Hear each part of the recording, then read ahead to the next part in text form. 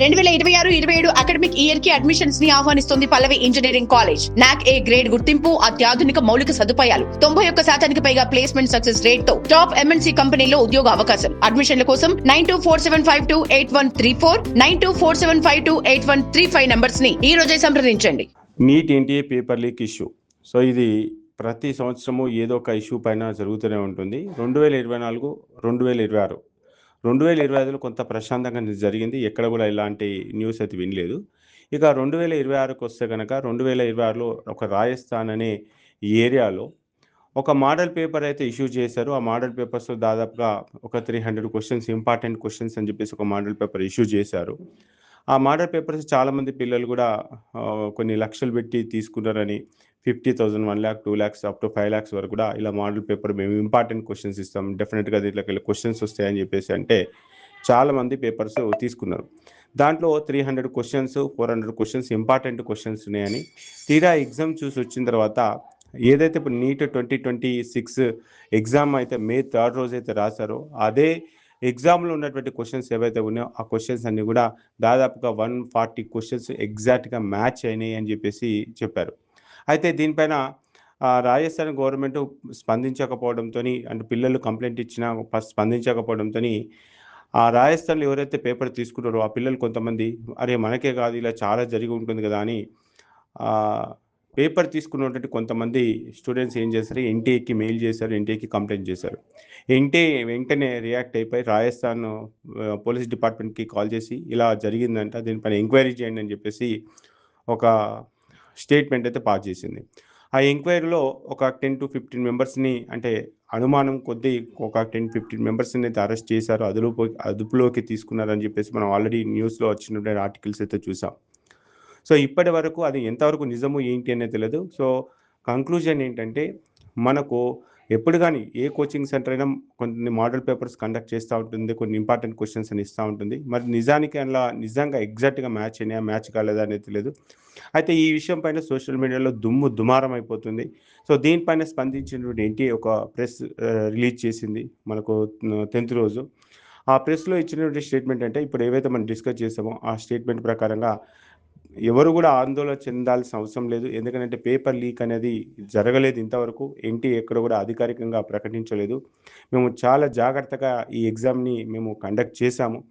So ఈ exam ఎలా జరుగుతుందంటే మేము ఒక అన్నోన్ ప్లేస్లో పేపర్ తయారు చేసాము. ఆ పేపర్ తయారు నుంచి అక్కడి నుంచి ట్రాన్స్పోర్టేషన్, GPS ట్రాకింగ్ ద్వారా మొత్తం బాక్సెస్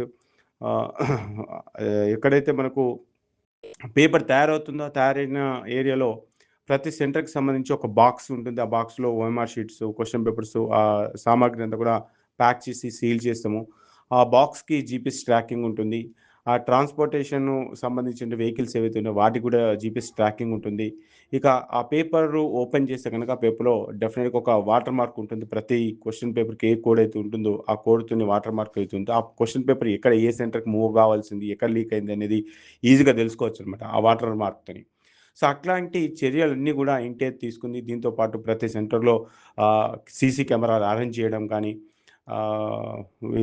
పిల్లలకు కావాల్సిన సదుపాయాలు అరేంజ్ చేయడంలో కానీ, ఒకవేళ బయోమెట్రిక్ లేట్ అయినా కూడా పర్లేదు, బయోమెట్రిక్తో సంబంధం లేకపోయినా సమయం ఉంటే బయోమెట్రిక్ తీసుకుందాం, లేకపోతే ఎక్సెప్షన్ కూడా ఇద్దాము, పిల్లలు ప్రశాంతమైనటువంటి వాతావరణంలో ఎగ్జామ్ రాయాలని చెప్పేసి దీనిపైన ఎన్టీఏ చాలా జాగ్రత్తగా తీసుకుంది.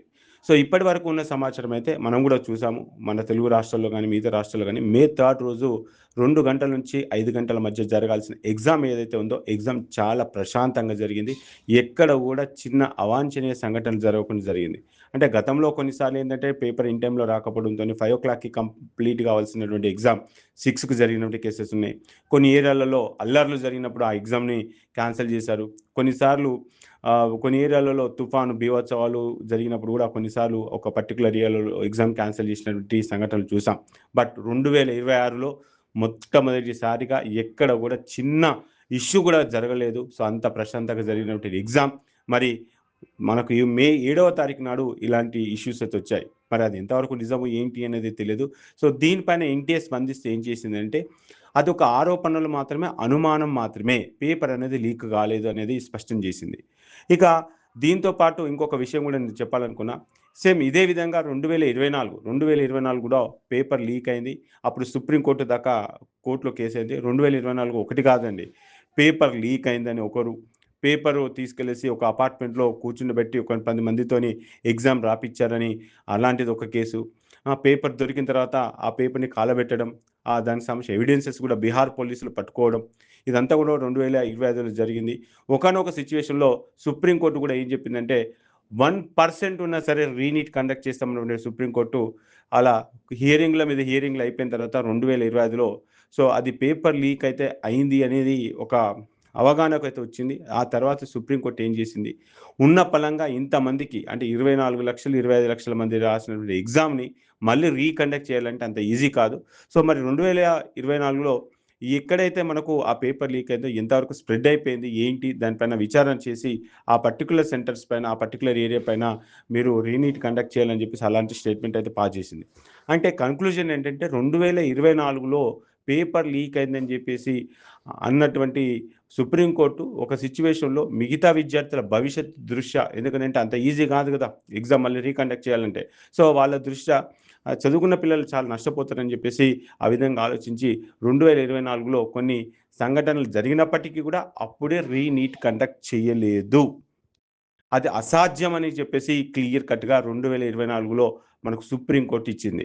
మరి ఇప్పుడు 2025కి వచ్చేస్తే మరి పేపర్ లీక్ అనేది అంటే ఎగ్జామ్‌లో రాసినటువంటి పేపర్ ఏదైతే ఉందో అదైతే బయటికి రాలేదు. ఎక్కడో మోడల్ పేపర్‌లో ఉన్నటువంటి కొన్ని క్వెషన్స్ మ్యాచ్ అయినాయనే ఒక అనుమానం, ఆరోపణలే వచ్చాయి తప్ప సో దీని గురించి ఎవరు కూడా మనం టెన్షన్ పడాల్సిన అవసరం లేదు. ఎందుకంటే 2024లో జరిగిన సంఘటన, 2026లో జరిగిన సంఘటన 2 కూడా చాలా వ్యత్యాసం ఉంది. సో కాబట్టి అప్పుడే అంటే 2024లో పేపర్ లీక్ అయిందని చెప్పేసి నమ్మినప్పటికీ కూడా అప్పుడే రీనీట్ కండక్ట్ చేయలేకపోయారు. సో 2026లో రీనీట్ కండక్ట్ చేయడం అనేది అసాధ్యము. అది సాధ్యం కాని పని. కాబట్టి పిల్లలు ఎవరు కూడా పేరెంట్స్ ఎవరు కూడా దీనిపైన అనవసరంగా రాద్ధాంతం చేయొద్దు. మనకి సోషల్ మీడియాలో వచ్చేటువంటి ఏవైతే పోస్టులు ఉన్నాయో అవన్నీ కూడా నమ్మొద్దు. అయితే దీంట్లో కూడా కొన్ని ఆహ్, మనకు ఎడ్యుకేషన్‌కి సంబంధించినటువంటి యాప్స్ డెవలపర్స్ ఎవరైతే ఉంటారో సో వాళ్ళు ఏం చేస్తున్నారంటే పేపర్ అనేది లీక్ అవుతుంది. సో మళ్ళీ మీరు ప్రిపేర్ కావాలని చెప్పేసి అలా కొన్ని ఈ ఎడ్యుకేషన్‌కి సంబంధించినటువంటి ఏవైతే యాప్స్ ఉన్నాయో, ఆ యాప్స్ ప్రమోటర్స్ అయితే దీన్ని కొంచెం హైలైట్ చేసుకుంటూ వాళ్ళు దీన్ని ఎన్‌కాష్ చేసుకోవాలని చెప్పేసి కొన్ని సోషల్ మీడియాలో అవాస్తవాలు కూడా ప్రచారం చేస్తున్నారు. కాబట్టి దీనిపైన విద్యార్థులు గానీ, స్టూడెంట్స్ గానీ అందరూ కూడా కొంత అలర్ట్‌గా ఉండాలి. సో, ఏదైనా సరే సోషల్ మీడియాలో వచ్చింది ప్రతి ఒక్కటి కూడా నిజం కాదు. కొంతవరకు నిజం ఉన్నప్పటికీ కూడా వాస్తవాలేంటి, అవాస్తవాలేంటిది ఎప్పటికప్పుడు ఎన్‌టీఏకి సంబంధించినటువంటి వెబ్‌సైట్ మనం చూసుకుంటూ దానిపైన మనం అప్డేట్ చేసుకునే ప్రయత్నం అయితే చేద్దాం. సో, కాబట్టి ఎన్‌టీఏ ఇప్పటివరకు ఇచ్చినటువంటి గైడ్‌లైన్స్ ప్రకారంగా ఎక్కడ కూడా అవకతవకలు కాలేదు. జస్ట్ ఆరోపణలు, అనుమానాలు మాత్రమే. ఆ ఇన్వెస్టిగేషన్ పూర్తయిన తర్వాత పూర్తి సమాచారం అయితే వస్తుంది. సో, ఆ తర్వాతనే తెలుస్తుంది.